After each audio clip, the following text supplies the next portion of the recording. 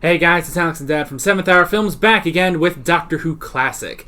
Last time we started off the Web Planet. What was that one about? Well, there's this very peaceful species called the Menoptera. They're basically giant moths, and their planet has been taken over by a group of very aggressive and yet non-communicative ants, it appears to be, and some horrible little silverfish and some other things. And needless to say, everything goes wrong, and the Doctor and his companions are all taken into the, the chamber of the queen ant who communicates by putting a cone of silence on his head. I don't know, that didn't make much sense. It's something like, from what they said, it's like, because they used to coexist with the Zarbi, and then suddenly something happened, and then they became very aggressive. Yeah. So it's like some sort of other being came in and took control of them. Yeah, didn't they mention the Animus or Animus or something like that? Something, yeah. So, but yeah. Also, last episode we really got off topic on a lot of things.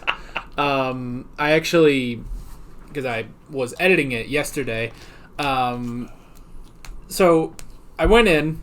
I looked at our conversation about the pyramids. Yeah, that was about 11 minutes of a conversation.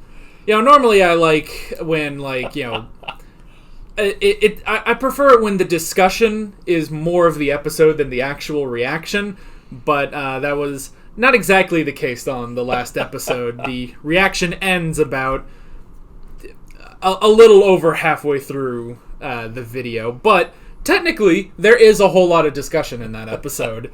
That's what happens when you get a couple of history majors talking. Yeah. Yeah, but it wasn't even just that. There were so many other different things we were talking. We were talking about hair dryers and, like, you were talking about Beauty and the Beast and stuff like that. So, we'll see if we get off actually topic. all connected, because there is a pyramid that was shown in the background here, and we began to talk about latex masks and the makeup for the Menoptera and things like that. So it's all related. It's just not a reaction to what we were actually watching. Yeah, the hairdryer was just because that's just one line that the Doctor said. And then we just went on this whole thing. You were talking about hairdryers when you were a kid and stuff. So, yeah. I don't know if we'll get so off topic. We'll try not to. Yeah, like we did last episode. But yeah. I guess that's pretty much it. You got anything else? Not that I know. All right, well, we might as well go ahead and finish off the Web Planet. Here we go.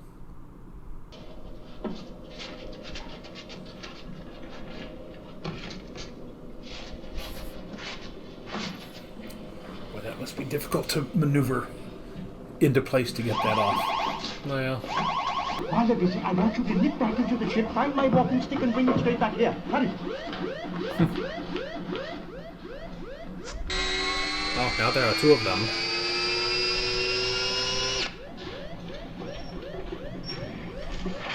I don't know, it almost feels like it would be easier to maneuver in that one than the ants. Some kind of alarm. So there are new bugs.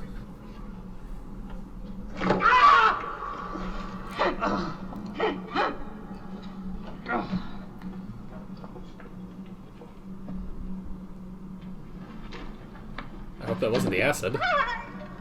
What is it you want from us? I guess just glue. With the Zarbi weaponry, they will be massacred. But your forces armed. With useless weapons. What exactly is Zarbi weaponry? I guess it's a little silverfish. I guess. Our plan.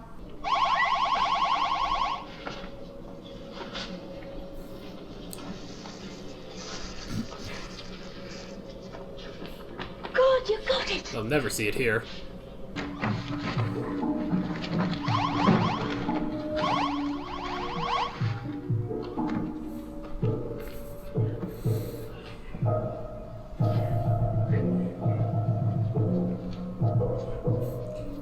Mash it.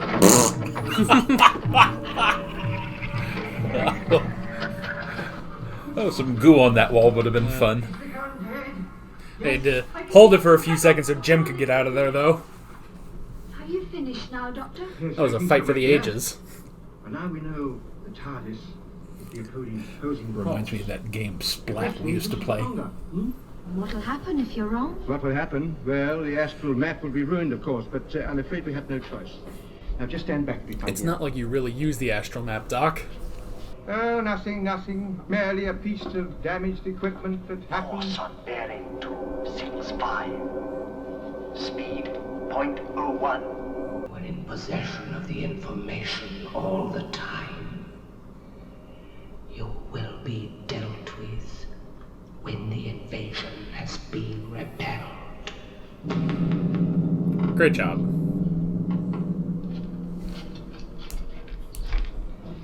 Personal space, please.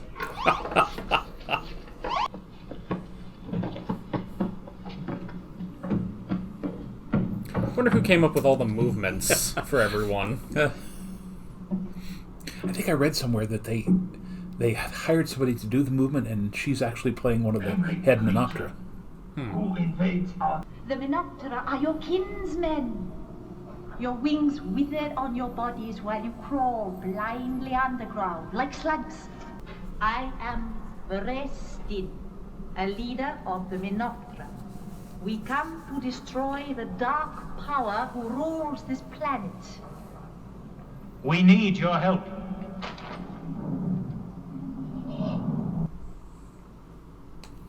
Well, that was interesting.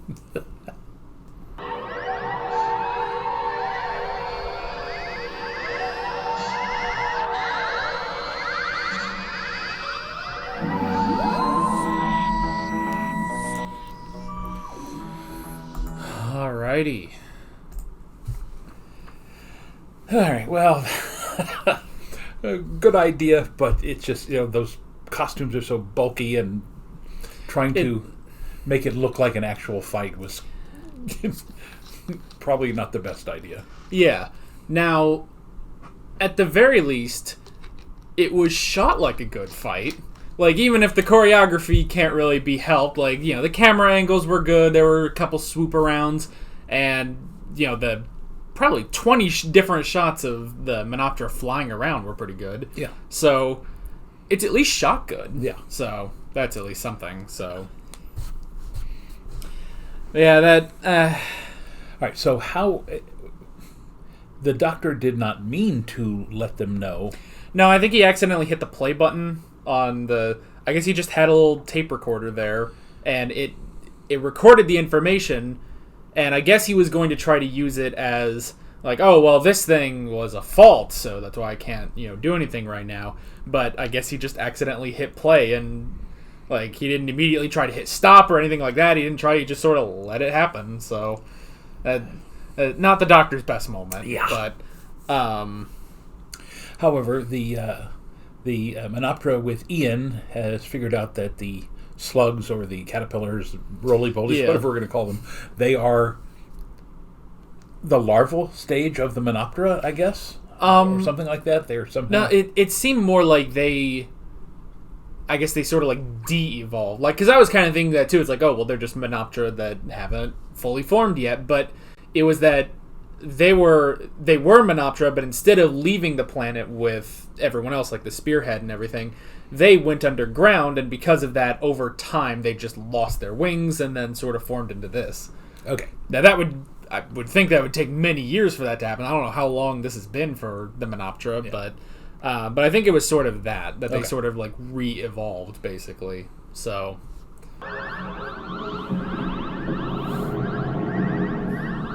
Oh, that's convenient. Yeah, that's a little too convenient, but all right.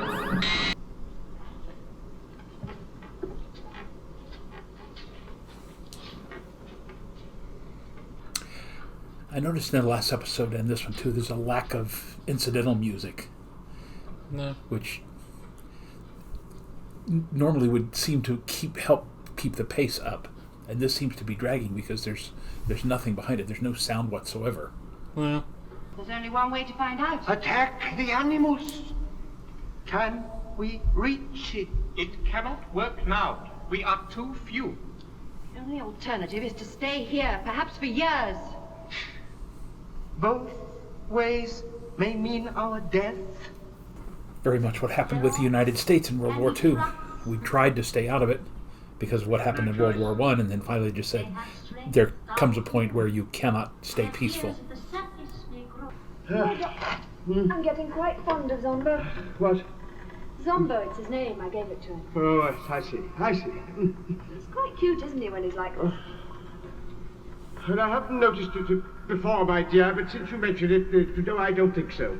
I told you before not to judge by appearances. Soon. Imagine that casting call. Somebody who can jump around with their knees tied together while bending over. Get away! No! She must block the mouth, or we will die.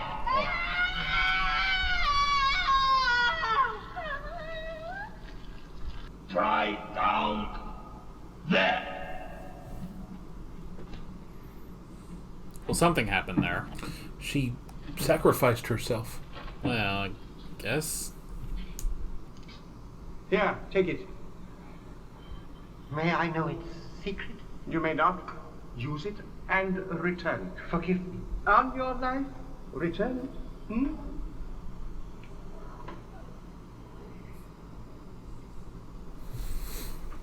They really get a lot of use out of that ring.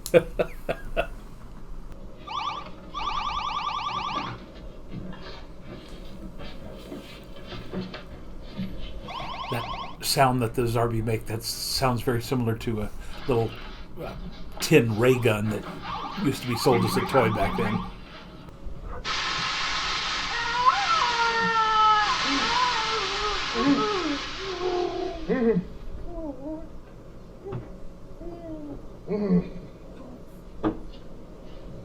So is the animus a spider?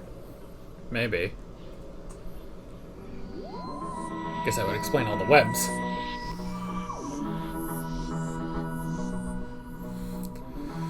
Alrighty.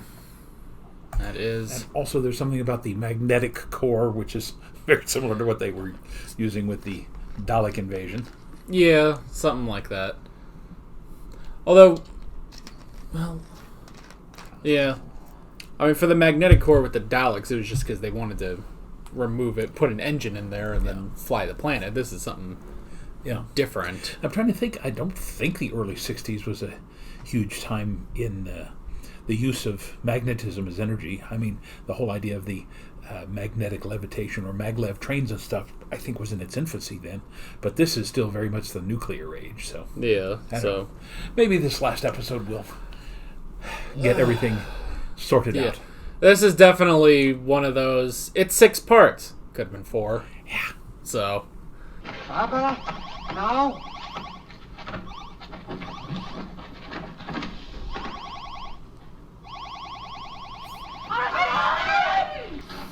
I just want one time where they do that sort of slow fighting, and like when Barbara just went over and turned it and just panned back, it just explodes for no reason. No.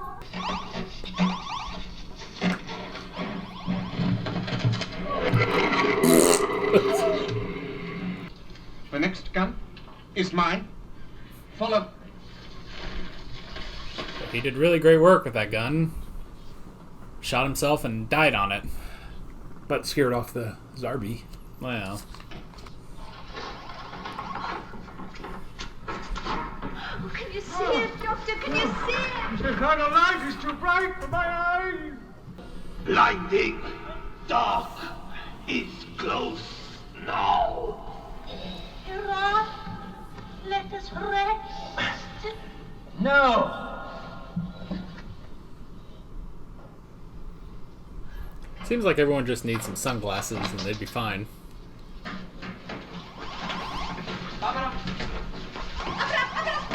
Oh, please. This is just a good way to distract them.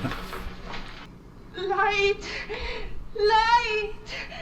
Light! No, Linnea, not this light. It is evil. Barbara, the destructor. Take it. Moths are Barbara! drawn to a flame. That makes sense. Barbara! It doesn't work! It doesn't work! Escape is impossible. Impossible. Oh, there's Eon. You are Oh, that was convenient. Master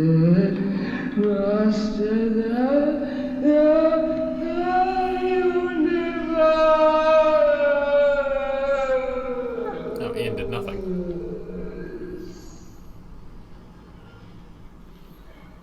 Good job. Whatever you did. Why does it appear now? Before the animus, water flowed freely on Vortis. Now the evil is gone. Our streams run pure again. Our vegetation will flourish. It's like the end of The Lion King. Barbara!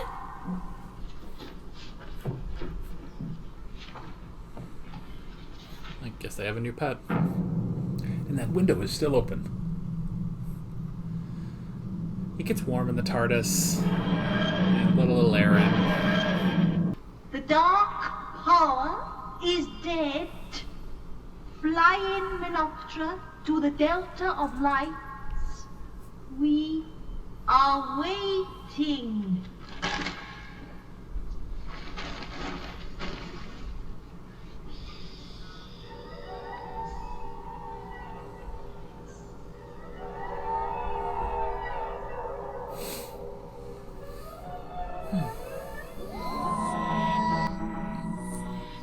Alrighty.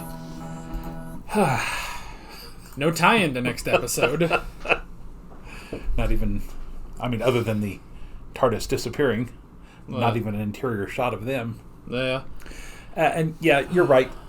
Now that we've seen it all the way through, that could have been judiciously edited down to 4 episodes. Yeah. It's really kind of odd that sure, they're waiting till the last episode to show off the Animus, but it seems to me that there could have been more clues as to what it was, because it wasn't really a spider, although that's what Vicky called it. Yeah. It was really more of an invasive plant, where it was coming in and it was sucking all the nutrients and the water out of the soil, and somehow controlling the insect species there. But so yeah, again, this was one of my favorites back in the 60s, probably simply because of the costuming and the sets and everything. But 50 years on, you look at it and go, okay, yeah, it could have used some cutting. It's so interesting that it's mainly the 6-parters that fall into this, where like if it's 6 parts, then it almost feels like the writers are, they're really good for like the first 3 episodes, then we gotta kind of meander for another few episodes, fill a couple more weeks, and then the ending is honestly okay, but it could have been better. It's like, it seems like everything could have benefited from just being 4 parts. Yeah. Because the 4-parters are really good. Yeah, and when you think last week, we saw the first 3 parts and they were really good, and then Part 4 and Part 5 were really kind of draggy. Again, there's no music. The action, other than the invasion flight, there was nothing there. And again, we come in and we compact it all into episode 6 to wrap it all up. Yeah, it almost feels like episode 4 and 5, they always need to be like, well, these episodes, we're not doing anything like super interesting. We just got to move a couple pieces, on the chessboard until we get to the finale where everything comes together. But even then, it's like Ian showed up at the last second, and it's like, and what does he do? Nothing. He stands there, and Barbara just does what she was going to do anyway. And it's like, well, okay. It seems to me that the perfect setup there is Barbara couldn't do anything, and suddenly Ian breaks through into the chamber, and she goes, "Ian, take it," and he's on the right side, and he just goes, "What am I supposed to do with it?" And nothing, just stand there with it, and that's what ends up killing the plant. Well, that's the thing too, is she said, like she has to get it to the dark side of the Animus, and it's like, and then she doesn't move, she just holds it, and Ian, who does seem to be on the correct side, there's nothing there. Yeah.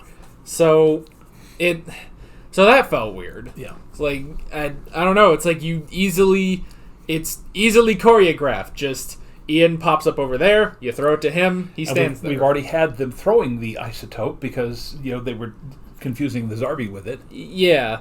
So, it's easily, choreographed. Just Ian pops up over there, you throw it to him, he stands there. We've already had them throwing the isotope because, they were confusing the Zarbi with it. Yeah. So, it's easily, choreographed. Just Ian pops up over there, you throw it to him, he stands there. I've got some notes, but it's not a ton. Yeah. Now, it strikes me that this would be one that could, if you're going to remake one, this would be a good one to remake. Obviously, modern day digital technology would make the insects way more interesting. But again, this idea of an invasive species coming in and just very subtly over years, if not centuries, taking over the planet. I mean, that's something that we're dealing with today.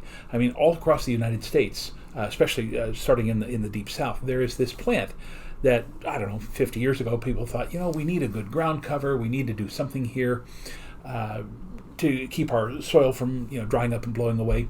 So they imported this plant called the kudzu, not realizing that the kudzu had natural predators or things that kept it in check in its home place, which I can't remember where it was. But without those checks on it, it has literally spread across the south, and it's choking out other plants. The same thing happened in Australia. They decided to come in and introduce rabbits into Australia, not realizing that there weren't enough predators to keep the rabbit population down, and suddenly, they have billions of rabbits that are literally destroying all the humans' food across the countryside. The same thing is happening now in the Great Lakes. They've got this invasive species of carp that's taking over. So I don't know if that's what was going on here, because it wasn't really revealed until the last episode. Right. If they would have made a little bit more reference to it. I mean, the Menoptera we're talking about, the Animus came in, and then, but if they had very specifically laid it out, when the Animus came in, the plants on the surface died, and the water seemed to be diverted, and so that we could have, when we got to this 6th episode, going, it is an invasive species. It's literally taking over the planet, and the only way to save the planet is to get rid of that, and then literally, kumbaya, everybody's got to work together, and the Zarbi and the Menoptera and the Optera and all the rest of them, we're going to make the planet great again, and we'll sing praises to the gods. It's a brilliant idea that went terribly awry in the especially 4th and 5th episodes. Yeah. Well, I like the idea because, originally it's like, there's the misunderstanding that, the Menoptera, they're like this invading force, and it's like, well, no, they were pushed from their planet and now they're coming back. I like the idea that the Animus is like, what is this thing? It's like, it's just a thing that kind of grew here. It's like this. It is actually native to this planet, like the Zarbi, like the Menoptera. So it's like, well, that was kind of interesting. It's not like this alien invader, with this huge plan. As I guess it did have a plan, and it did sort of remind me of the Great Intelligence from the Web of Fear. But at the same time, it's like, no, this is a thing that grew on this planet. Like, this isn't the Daleks or anything. And it's like, okay, well, that's interesting. So how do you deal with that? It's like, well, this is its planet too, technically, but didn't really do much with that. So yeah. And there's some, and again, this would have been right about the late 50s, early 60s. And you've probably only seen the modern remake, the musical of it, but there was this weird little Roger Corman film, Little Shop of Horrors. And again, it's literally about an intelligent plant that decides to take over the world. Right. So, be that as it may. I mean, I'm seeing that now. Of course, I wouldn't have known that back in 1964. Yeah. So, all right, we can kind of get into the notes. Again, there aren't a ton. So, let's see. The first thing I wrote down was the Animus. I like the set when they actually showed it off, and it's like, okay, it kind of looks like a spider, like a spider floating above this thing, but really it's like, no, the whole thing is the Animus. Like, okay, well, that's kind of interesting. A sentient plant. Yeah, a sentient plant. Boggles. Well, yeah. No, and that, by the way, is from a late 50s, mid 50s science fiction horror film called The Thing, where this alien species lands in the Arctic and these people have to deal with it. But there's literally a line in there where they realize that it's a sentient plant, and somebody makes the comment, an intellectual carrot. The mind boggles. That is an interesting line. So yeah, it's like, so that was kind of interesting, especially too because okay, we have the Menoptera, who are supposed to be like moths. We kind of get the de-evolved versions of them that are more like the larval state. we've got the silverfish looking guy which they kept referring at the end there as the larvae of the Zarbi, and that makes no sense because they don't look at all like the Zarbi. And it also seems weird. It's like, why do they lose like the weapon when they do that? Unless it's like, well, these were like Zarbi that were affected by the Animus and stuff, but it maybe, I don't know. So we got that, and we got the Zarbi too, and it's like the whole time we have been dealing with insects to varying degrees, and then it's like, well, what's the great villain at the end? It's a plant. It's like, okay. We had a theme going, but I mean, it kind of still works, you know. Insects and plants kind of go hand in hand, so... Yeah, it would have made more sense if it had actually been a spider, but, again, the idea of being able to literally organically take over the planet makes more sense with a plant. Yeah, so... of course, why did the plant have webs? So... that was a little bit, and the whole thing is like, the web planet. It's like there weren't really a lot of webs. Like, no. You could have just called this the insect planet or something. Yeah. So, let's see. Okay, we had the de-evolved Menoptera. They didn't do a lot.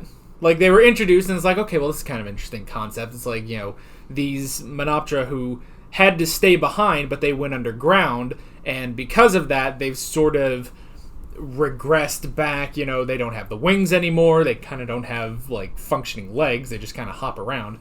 And it's like, well, okay, well, that's kind of interesting. And what are we doing with that? It's like, nothing. It's like, okay, let's move on. And again, there was a nice moment that they didn't play up enough when and I think they call them the actual Optera. And when the Optera had captured Ian and...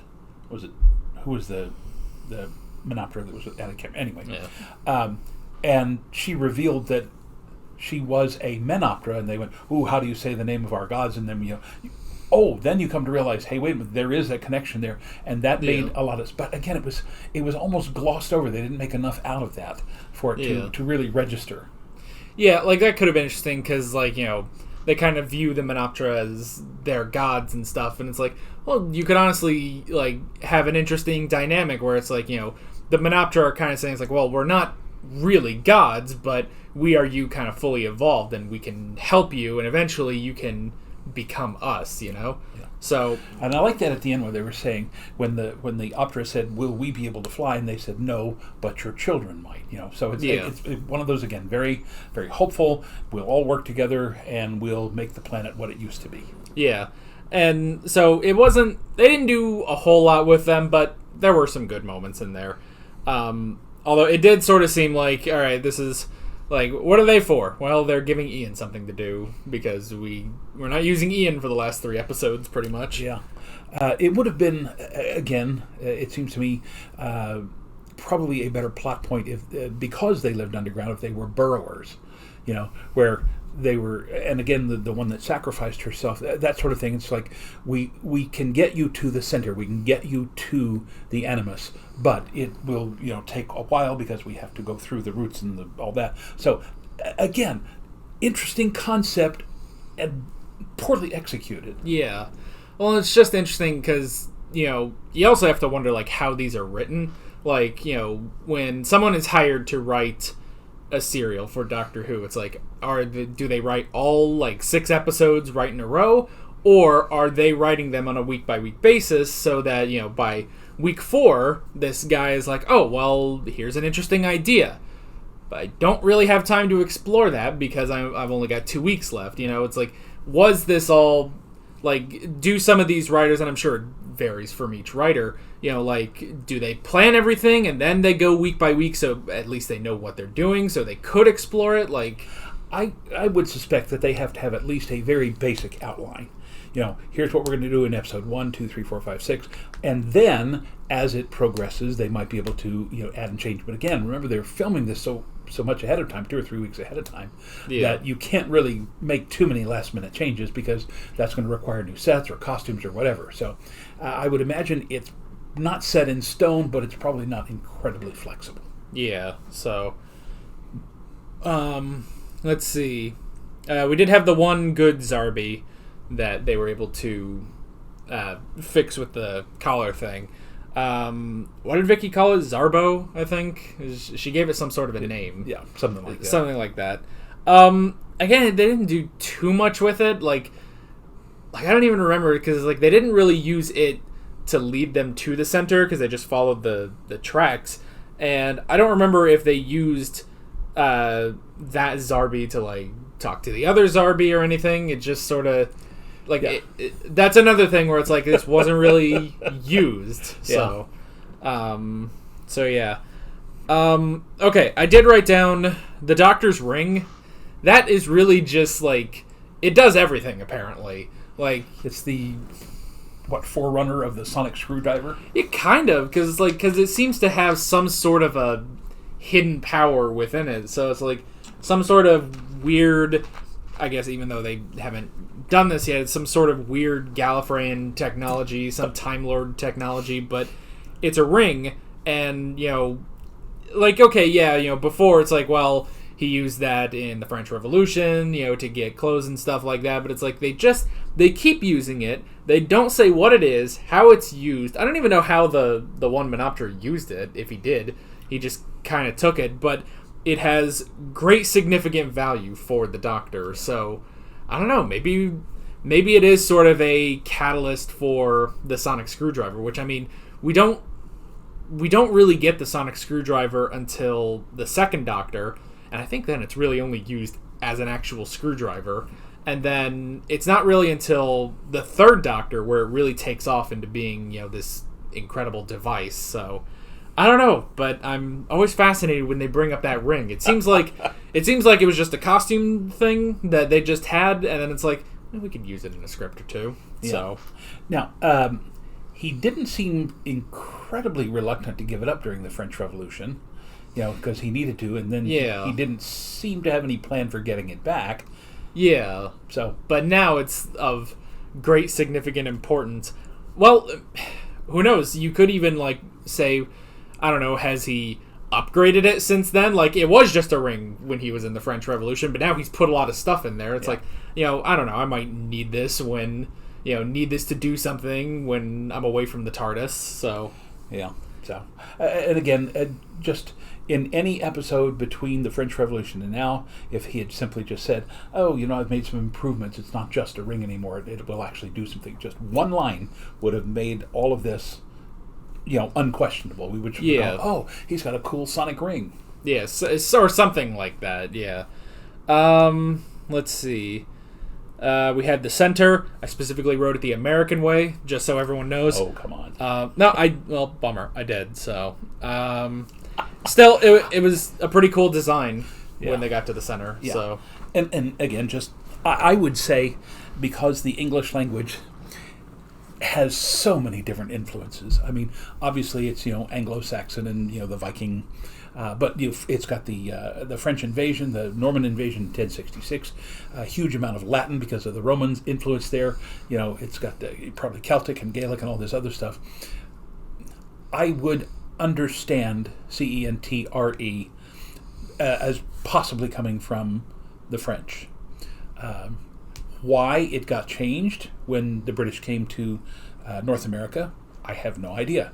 It's also like, why is humor, HUMOUR there, but it's just HUMOR here. Now, I'm sure that someone will explain this to us in the comments, but yeah, there are words that are pronounced exactly alike, but spelled differently.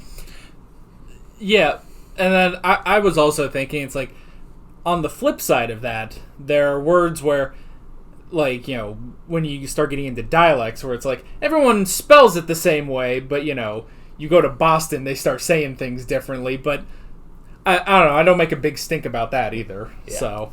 Park the car. Yeah. Where you going? I gotta go park the car. Yeah. Now, the one where it's both is aluminum, and that one, I'll just be honest, I mainly bring up aluminum just to piss people off now, because it was one thing that I said in a Doctor Who video probably 2 years ago at this point, and it has just stuck.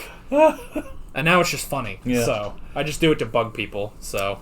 Oh, and by the way, when you said it's the only one that's just I went back and looked at the periodic table. There are several of them that are just but most of them are IUM. So aluminium, like is not a problem. Yeah, well, that's the thing is that because that's what people were telling me. It's like, well, it can't be aluminum because then it would be the only element to end in just UM. Everything else is IUM. And then I was just like, well, wait, what about platinum? And it's like, there's no platinum or anything like that. It's like, no, it's just platinum. So it's like, well, that theory's out. And there were like 5 or 6 people that said that. So it's like, okay, so y'all are wrong. Anyway. Notice he said y'all. That's a completely American thing. Yeah, I do that like on Twitter and stuff. Sometimes I'll purposely write out y'all. I don't know why. I just like it. It's just kind of funny. Like let me double down on being American. So let's see. We had the light that. So it was basically the whole thing with the light. I mean, obviously it was too bright for the Doctor and the companions and stuff, but I didn't quite understand everything else, like everyone else's reaction to the light. It's like for some of them it hurt, for like the the devolve Minatras, like they were, it could have killed them, but it didn't, because when they went up they were fine. They were like, oh well, look, you're fine. It's like maybe they were just scared of it. Then there was the one time where the one of them was drawn to, and it's like, oh okay, moth to a flame, that kind of makes sense. But it's like it seemed a little inconsistent on the effects that light had. So and again, I didn't really see a dark side to the Animus. I didn't really either. Yeah, that would have been way more effective visually if there had actually been the light towards one side and the back side of it was dark. And that way, again, Barbara could have thrown in the isotope and then, burned it from there. But again, I don't think, again, 12-year-old, 13-year-old me would have noticed any of this. I just remember it was fun costumes, and seeing the ants and the moths and the grubs and the silverfish and all that. That was just a lot of fun for me. Yeah. I mean, that is part of it, is that, we're talking about, you could have shortened this and what's the logic of all this and stuff. It's like, this show is for kids, We kind of also got a little bit of that when we did the last Dalek movie, where it's like, this was a movie aimed at kids, which still we have every right to, criticize and analyze and stuff like that. But at the end of the day, you do sort of have to keep that in the back of your head. And the fact that we are watching this 3 episodes at a time, where this would have taken us 3 weeks to get through this. Yeah. I would have said probably episodes 4 and 5, again with no music and no kind of humorous, gigantic, humongous sort of impetus to move the plot along. It seemed to drag. Yeah, and I think even back then I would have said, okay, they've set it up and it's kind of dragging along. I'd like to get to the end of it. Well, there's part of me that wonders, like if I was a kid watching this week to week, I don't know how much I'd be able to remember weeks on. When they talk about Ian still complaining about his tie, it's like, but for people watching this, it was 5 weeks ago that they did that. It's like, would I necessarily remember that? I'm not sure, when I was 12.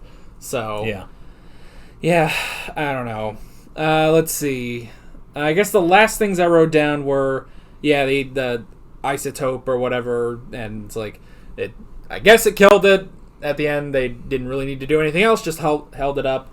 And then it was interesting, with, because the Animus was keeping sort of this chokehold on the planet. Once it's dead and everything sort of comes back, again, I kind of joked it's like the end of The Lion King, where it's like, well, Pride Rock is really, gone to hell with Scar. I don't know how. The vegetation should all still be the same. Like, I get the hunting and stuff, but it's like, all the vegetation should still be there and stuff, but it's like, well, now he's defeated and now Simba is king. Spoilers, I guess, for a 25-year-old movie. But it's like, well, now Simba's king and all the, the life returns and everything's like, but how did that... Scar couldn't control all that. That's more symbolic than anything else. It's visually symbolic. Yeah. But at least here it made sense. This plant that had been growing inside the planet, and taking all the nutrients and stuff. That did make sense. So, but that's pretty much all I got. Oh, I got one more thing with the RE and ER. Very specifically, we use that because of theater ER and theater RE. Because what we do is we say the building where you perform plays is a theater ER. What we do, those of us who are actors, directors, designers, and playwrights and all that, we are in theater RE. So there is an actual distinction there. But I don't think there is any specific kind of distinction like that for center ER and center RE. So. Yeah. And I just remembered the HUMOUR.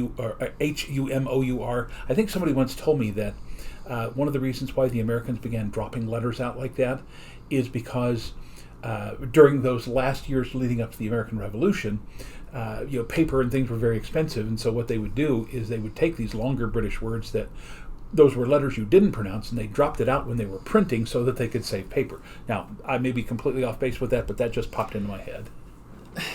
Someone did say that for aluminum, that, to save space, they just dropped the I. But now, what you said, in humor or color or something like that, it's but you don't hear the U in there. You could drop that and it sounds exactly the same. Yeah. If you drop the I in aluminium, it becomes a completely different word. You dropped a syllable, too. Well, that's certainly a controversy. Yeah, that was one of the more interesting things when Trevor Noah took over the Daily Show, and he was like, "Oh, this controversy," and it was like, a controversy, but he's saying it differently. It's controversy. Yeah, yes. that was very interesting when that started up. That was we love 5 years ago. Yeah. So, all right. I guess that's pretty much it. I think that's it. Yeah. So. Next time we will move on, I think, just to a 4-parter. Yeah, so. I think this one's the Crusades. Yeah, I think you're right about that. Looking forward to seeing my old friend John Bay. Which 2 of the episodes are missing, so how are we going to do that? I think there are recons. I don't know. Okay. We'll find out next time. Next time. Yeah. With all that being said, we're Alex and Dad from 7th Hour Films, and we will see you guys next time. Take care. Alright guys, thanks for watching this video. If you want to watch more of our Doctor Who Classic reactions, you can click on the playlist, you can subscribe if you haven't done that already, and be sure you hit that notification bell. You can support me on Patreon and follow me on social media, links below in the description. See you guys later.